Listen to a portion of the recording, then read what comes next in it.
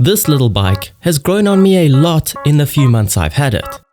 But if I could change one thing about MT-09s, it would have to be their display. Its asymmetry messes with my OCD. It limits you to just one metric on screen at a time. It's not full color, just an LCD, and the fuel gauge is always empty. Actually, that one might be my fault. Although none of those pedantic problems can be fixed, the display itself can be made to look a lot better by simply unlocking its dark mode, which is not really my favorite theme on Instagram, but for some reason I think it looks absolutely awesome on MTs. And while we're modifying the MT, we may as well put on some other unnecessary modifications from the pile of mods that I showed you guys a while back. Because during the making of this video, the shipping container finally arrived from South Africa, enabling my desk to look more like normal, my workflow to be more caffeinated, rides to contain more leather, and most importantly, all the tools a biker could wish for. Although it should be said that these cheap ones got the basic jobs done in the meantime, like the exhaust removal to get the DB killer out, or brake removal for cleaning. And since we're on the subject of modifications, I should probably come clean about how much effort it actually took to remove that baffle.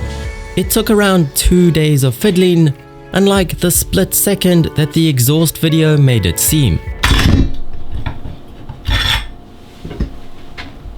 The mods pile has also just kept growing. Because when you find a set of boxy paddock stands on Amazon that look like they belong in the MotoGP paddock, it's difficult not to buy them. Especially when some jobs are impossible to do properly without them, like installing parts or cleaning. But you might be able to tell that I was sold on their looks rather than their fancy brand name. However, they're far stronger than I expected. And of course, when you have paddock stands, you usually need bobbins as well. So on they went, meaning the bike could finally assume its optimal washing stance.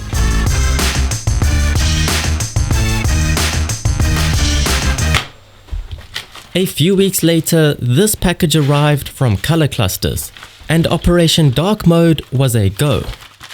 They kindly sent me 3 LCD flip kits just in case I messed it up, and a set of instructions that I thought I should read. The goal of this kit is to invert your dash's display, swapping the current colors around to make the whitish background black and the black lettering white. This is actually how the MT-09 SP comes as standard, so since I have the upgraded suspension, I thought the SP dash would be fitting. And now all I'm missing is the quick shifter to complete the whole package. If you're interested in this for your bike, I'll link ColorClusterz down in the description, or stick around until the end of the video for a giveaway or 2. That is, if I don't mess it up 3 times. Installing the polarizing film is a bit of a committed process, albeit not a very tricky one. It requires the display itself to be removed, which I could do after removing my fly screen. Once I had detached its lifeline, it made its way inside for its 7 screws to be undone.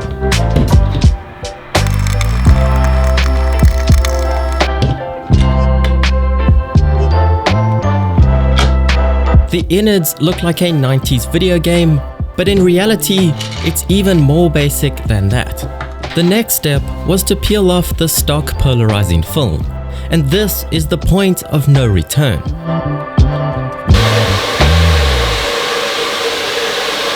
I gave it a bit of heat from my next gen heat gun and struggled to get the peeling started.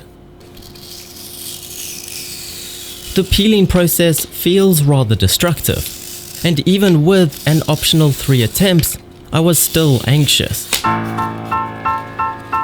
But after all that, I was left with a load of adhesive on the screen and a shriveled up stock film.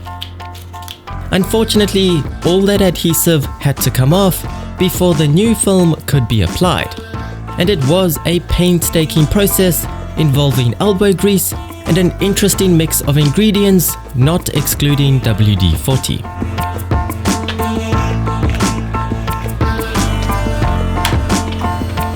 Without any film, you can hardly make out what is on the screen. It's the polarizing film that makes the LCD visible. Also, don't worry about that discolored smudge. I think I used a bit too much pressure when removing the adhesive, but it has since gone away. Thank goodness. The angle that the film is applied determines the color of the screen, and this film is pre-cut to the darkest angle when applied. If rotated, it looks stock, and if placed at the angle it has been cut, it looks black. And truth be told, I could play with this for hours because it amuses me so much, but eventually I had to bite the bullet and attempt to align the new one as straight as possible without any bubbles or dust underneath.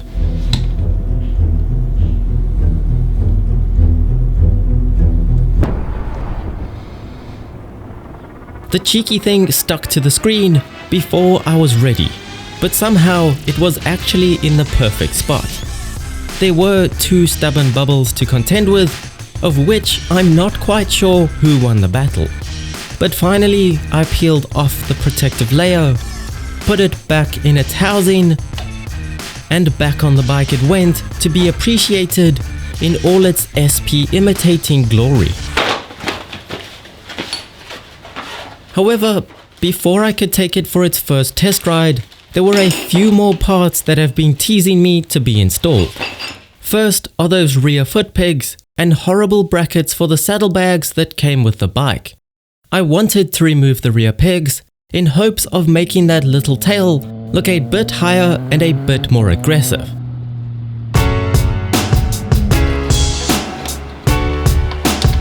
You do, however, need block-off plates if you remove them, because the right peg is the rear brake reservoir's support bracket, and I also later found out that the peg's mounting bracket looks hideous if left bare. The pegs weren't as heavy as I expected. However, the saddlebag brackets were surprisingly heavier than the pegs themselves. And once all installed, the block-off plates looked very clean, and the last piece of today's puzzle could be installed, or rather, removed.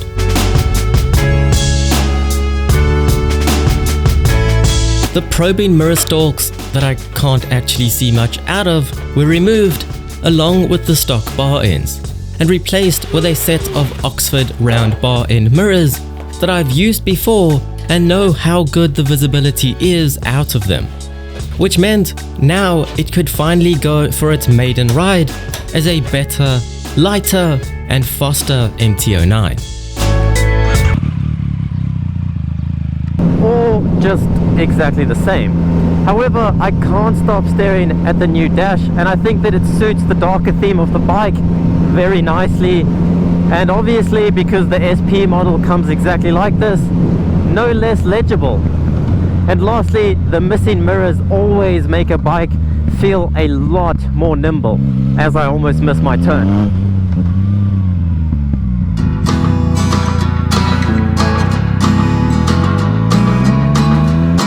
All in all, I think it was a successful few weeks that took a lot longer than they should have. However, now my bike has a way to stand proud, shiny bobbins, and a better view of that Öhlins shock with the missing rear foot pegs. And although I prefer these mirrors, I really wanted a bar end behind them to clean it up, but it wasn't yet possible.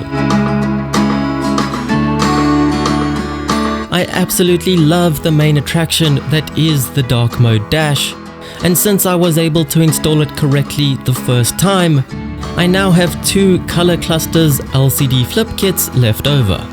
So if you have an MT-09 and would like one, go follow me on Instagram, comment "pick me" on my latest photo, and I'll pick 2 people at random after 48 hours to mail these to.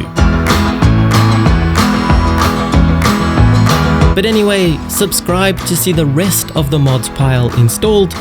Let me know if you're a dark mode or light mode kind of person, and I'll see you on the next ride.